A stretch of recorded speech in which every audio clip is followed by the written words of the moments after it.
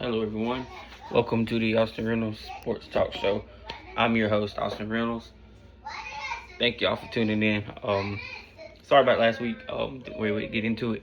Now, I want to break this down. Mondays is my sports update Monday. So all my podcasts on Mondays are sports updates, where we break down standings, events from the weekend, everything like that. Now, football this year will be a little different. We'll still do sports update Monday. But I apologize about last week. I just wasn't able to get into it like I was too. Now during the week, the shows will be a lot shorter, like 5-10 minutes. Mondays, right now, will be about 10-15 at the most, or at least. Just depend. Now, football starting, it'll be a whole lot more because you will have NFL, college football. But today, like we're doing right now, we have WNBA standings update. We have the MLB standings update. We have the NASCAR and the PGA Tour events from this weekend, and the standings updates. Hang on one second, y'all.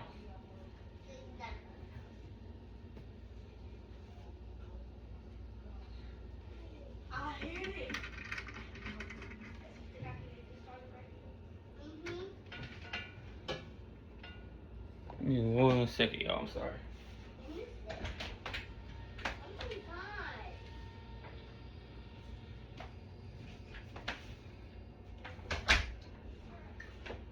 Sorry, y'all. I heard some noise outside. Didn't know what it was.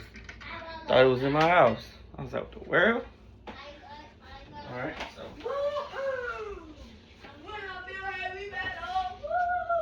we're gonna go ahead and we're gonna get into it. So y'all ready? Let's get it. We'll go ahead and start off the NASCAR. As the first time in 30 years, we've had points races at North Wilkesboro. You know they've been doing the All-Star Day race the last 2 to 3 years. But now they got the points race there. So we're gonna go ahead and get into it.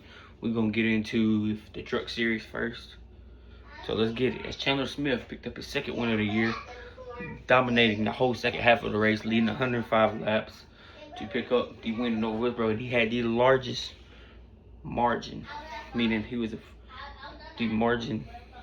I think it was like almost 10 seconds in truck series history for a short track, which is very impressive. But then we had Lane Riggs, the points leader, who was continuing to put points up every single week, finished in second. Then SVG finished third, Christian Eckes fourth, Landon Lewis fifth, Gio Rosario was sixth, Chase Elliott was seventh, Stuart Friesen was eighth, and Corey Heim ninth, and Ty Majeski was 10th. Now to get into the chase, as any of y'all is new, NASCAR top 10 in the truck series make the chase. As Lane Riggs is continuing his dominance this year in first place, and Caden Honeycutt's in second. Chandler Smith gained up on Caden Honeycutt in third. Christian Eckes is in fourth. G. Rosario is in fifth. Ty Majeski is in sixth. Ben Rhodes is in seventh. Daniel Hemrick is eighth. Grant Enfinger is ninth. And Stuart Friesen is in 10th place. Now people that's right out of it, Tyler Ankrum, it's actually tied with Stuart Friesen, but he has a tiebreaker over Tyler Ankrum. And then we had Jake Garcia, who's 11 back, Brandon Queen, 23 back, and Corey Heim is 29 back. As he ain't even eligible to make the chase, but it's insane that he's racing part-time and he's still just close to making the chase, points-wise. Now we're going to get into the Cup Series, as Joey Logano dominated, leading the most laps in the race that he's ever led, as he led 323 laps at North Wilkesboro. And the points leader, Denny Hamlin, continuing to put his car in the top 3 every week, it seemed like, as he finished second. Chase Briscoe finished third. Ty Gibbs, who was dominating the first part of the race, leading 47 laps, finished fourth. SVG with a great race. Not only did he finish fifth, he led 49 laps. Bubba Wallace rebounded from last week's penalty, finished in sixth. Brad Keselowski finished seventh. Todd Gilliland with a great race finished eighth. Daniel Suarez finished ninth, and Ryan Preece finished 10th. And then we get into the Cup Series points, as Denny Hamlin is leading and dominating right now As Tyler Reddick had that big lead beginning of the year, winning all them races beginning of the year, he is now fading, and Ryan Blaney in third is coming for him now. Then in fourth, we got Ty Gibbs. Fifth, Chase Elliott. Sixth, Kyle Larson. Seventh, Carson Hocevar. Eighth, Chase Briscoe. Ninth, Chris Buescher. 10th, Christopher Bell. 11th, Daniel Suarez. 12th, William Byron. 13th, Bubba Wallace. 14th, SVG. 15th, Joey Logano, who made a big push with them 73 points he got last night. And Austin Cindric rounding out 16th. Now, the 4 drivers that's out of it right now is Eric Jones. He is 33 points behind. Ryan Preece is 48 points behind. Brad is almost 58. And Michael McDowell is 73 points behind.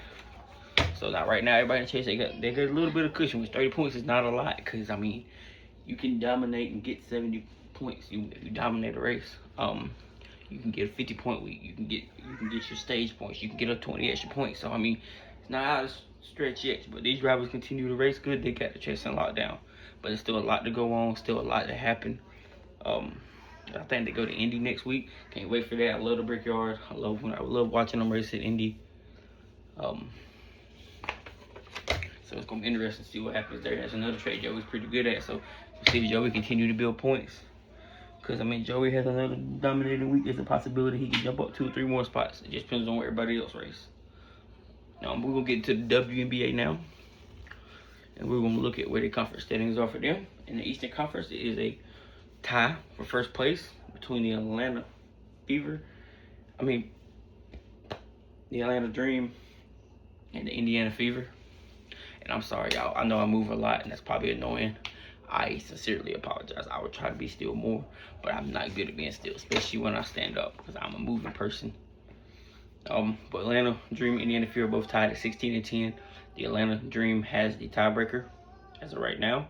Then in third place is New York at 13 and 12. Fourth is Washington at 12 and 12. Then it's Toronto at 10 and 15. Chicago at 9 and 17. And Connecticut at 7 and 19. Then we get into the Western Conference. In my opinion, whoever gets out of the Western Conference is going to win the WNBA championship this year, because they all just look better. They got literally 4 teams that's got single-digit losses. I'm going to start off with Minnesota, who's 20 and 6. Golden State at 19 and 7. Las Vegas at 17 and 7. Dallas at 17 and 8. Portland at 11 and 15. Los Angeles at 10 and 15. Phoenix 9 and 18. And Seattle 6 and 21. Right now, I would say Minnesota is a favorite, but don't sleep on Las Vegas, because Las Vegas is a team that can take it every year. So don't sleep on Las Vegas. I think, between my opinion, it's between Minnesota and Las Vegas as of right now. Now we'll see what happens from there, but that's just where I have it at right now. Now we're gonna get into the MLB standings, and we'll even look at the wild card. And then after that, we have the PGA. We'll see how the PGA did with the Open this weekend.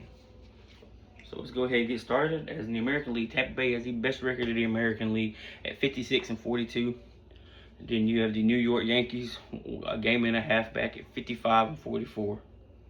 Chicago White Sox are 4 games back at 52 and 46. The Cleveland Indians are 5 games back at 52 and 48. Boston is 6 games back at 50 and 48. As that American League East is up for grabs. Literally, you got 4 of the top 5 best teams in the American League in the East. Then you got Texas at 50 and 49, 6.5 back. Seattle at 50 and 50, 7 games back. Then Baltimore and Minnesota are both 8 games back. Houston, Toronto, and Detroit are all 10.5 games back. The A's are 14.5 games back. Kansas City is 17 games back, and the Angels are 18 games back.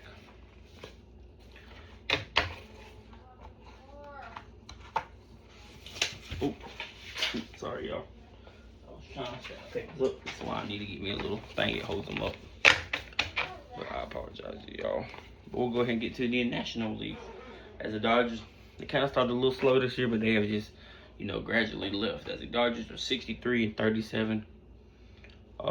The Milwaukee Brewers are half a game back at 62 and 37. The Braves are 5 games back at 57 and 41. Chicago Cubs are 6.5 games back at 56 and 43. Philly is 8 games back at 55 and 45. St. Louis is 11 games back at 51 and 47. And so is Miami and Pitt. Arizona is 11.5 games back at 51 and 48. Washington is 13 games back at 50 and 50. 50 and 50. The San Diego Padres are 13.5 back.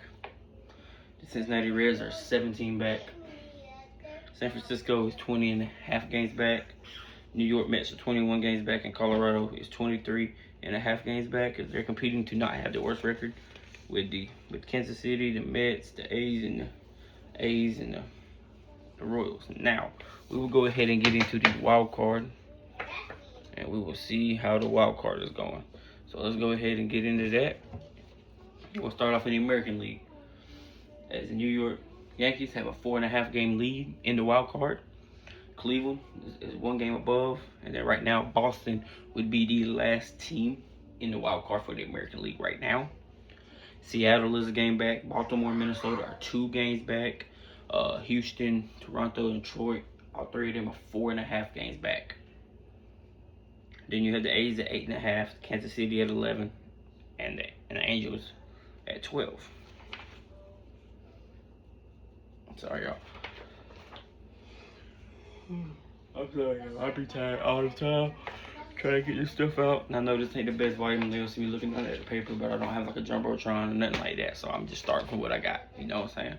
But now we're going to get the National League with the Cubs with up 4.5 games.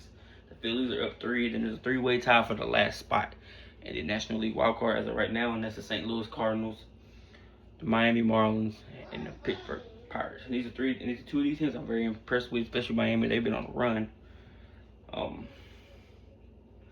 They struggle at home, but I mean, on the road, you put them at home though, Miami's tough.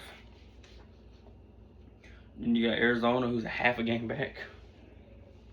Washington, who is 2. San Diego 2.5. Cincinnati Reds is 6. San Francisco is 9.5. The New York Mets are 10, and Colorado is 12.5. So, a lot going on. And again, there's 2 in the National League. You know, the East and the American League are 2 of the most competitive divisions in baseball right now. So, it's very interesting to watch that and see how that's unfolding and see how it's going. So, you know what I'm saying? So, it's very interesting to see what's going on with that. And see how that's performing, because I mean that's a battle. I mean, we could be seeing 3 teams in the American League make the playoffs. Same thing for the National League if it works out. Yes, baby. I mean in the East. What is it? What, baby? What? We gonna hug? This is my oldest one right here. She would love her attention. You wanna say hey to people? You don't wanna say hey. Alright, I gotta finish my podcast, okay? Huh? I can't hold you, baby. I gotta finish my podcast. Go check on your sister for me. Thank you. Yeah, that's my oldest little girl. My stepson here and there, he getting cameras, he's in there playing video games. We're gonna get to the Open. Now this was an interesting day because the winner was Ryan Fox. Tied a major record for 1 round with a score of 62, finished it up with a score of 68, finished 10 under, and won with a game-winning putt. He was basically the last on the course, if I'm not mistaken. Yeah, he was on last on the course with Sam Burns. But Sam Burns struggled a little bit with a 72, but he shot a 62 and a 65 on Friday and Saturday to finish 3rd. But then we had Cameron Young at 9 under at 2nd, and the defending champion Scottie Scheffler not winning, but still putting in great what's the word? Great effort. I mean, great performances, as he finished tied for 4th with Tommy Fleetwood at 7 under, and then Jarvis, Herbert, Woo Kim, Ryan Hanley, Adam Scott, Jordan, Nagardo, Peterson, and Lou Abergate, and Ryan Gerard, they all was tied for ninth. And that was how the PGA tournament of the U.S. Open went. As I think they have a 3M Open this weekend, so we'll get into that. We'll look at the field on Wednesday, and we'll look at that. We'll go ahead and look at right now. These are the people in the FedEx Cup that, like, because y'all don't watch it, they have 3 events. I don't know what the new rule changes for 2018, 2028. I know it's supposed to be like the Tour Champion, the PGA Tour Championship, and then the PGA Challengers or Challenger Series or something like that. I've not looked deep into it yet, but I'm going to look into it and break that down sometime in the near future when we look at it. But today we're just going to look at, so basically they have 3 events. The top, I think it's like the top 125 makes it to the first one. Then the second one is the top 75 or 50. Can't remember the exact top thing. I keep forgetting. And then it gets to the top 25. So we're gonna look at right now who would make the Tour Championship in the PGA tournament. And we're gonna start from 25th up to 1st. So in 25th, it would be Adam Scott, who has 1,218 points in the FedEx Cup this year. As he's got 3 top 5s on the year, made 14 cuts. And then you got in 24th, we got Smalley, who he has 1,251 points with 4 top 10s, made 15 cuts. Then we got Justin Rose, the veteran, who is in 23rd with 1,333 points, as he has made 10 cuts and 3 top 10s. Also has a win this year. And you got Victor Hovland in 22nd with 1,340 points, with 3 top 10s, 10 cuts made. He also has a win this year. You got Ryan Fox, who just won the Open, who jumped all the way up to 21st and has 1,342 points with a win, 3 top 10s, 12 cuts made. Then the 2025 U.S. Open champion J.J. Spaun has 1,381 points with 12 cuts made, 4 top 10s. Then you got Adam Fitzpatrick, who has 8 cuts made and 5 top 10s with 1,403 points. Then you got Ryan Gerard with 1,426 points. So he's made 17 cuts and has 5 top 10s. And then you got Reeton with 1,464 points, 13 cuts made, 4 top 10s. Is in 17th. And then 16th is Mimuli with 1,470 points, 14 cuts made, and 4 top 10s. Then you got Xander coming in at 15th with 1,480 points, with 14 cuts made and 5 top 10s. You got Russell Henley, who picked up a win this year, who has 1,666 points, 13 cuts made, and 5 top 10s.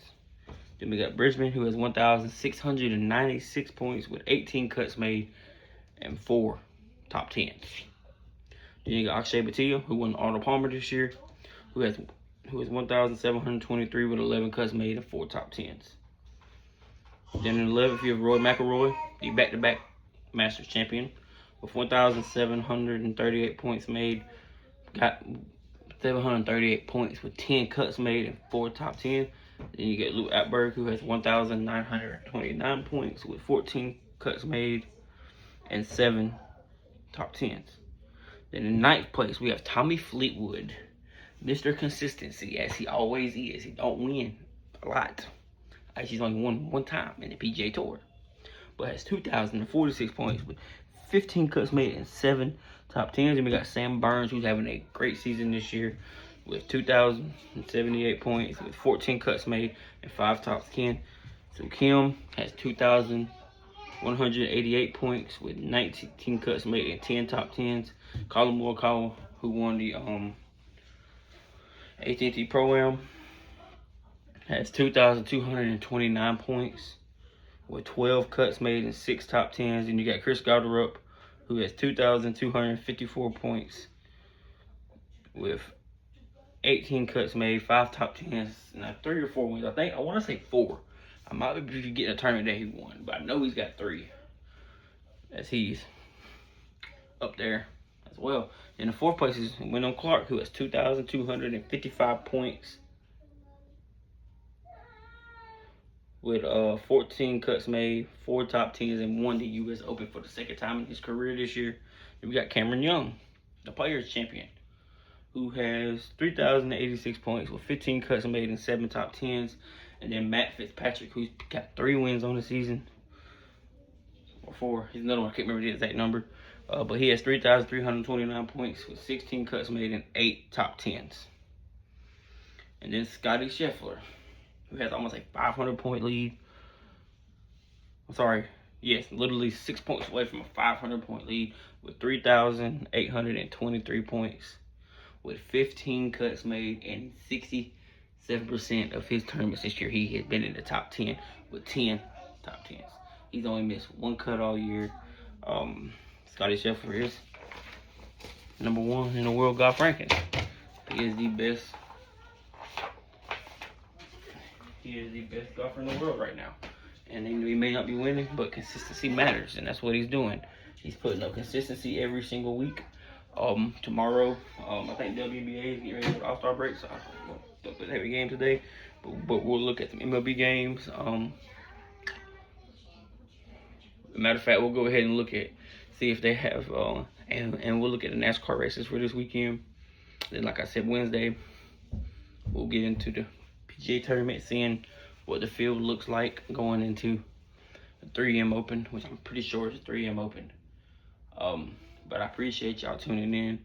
Appreciate all the love that all the few people that do show me love that do watch the podcast. I appreciate that. And hey, we're not far from football, baby. That's a week away. I think like Sunday makes a week before college football officially starts. So y'all get ready to lock in, because when football season starts, y'all know me. I get in it. I love football. But yeah, that's it for today. I appreciate y'all for tuning in. Hope y'all have a blessed Monday. We will see y'all tomorrow.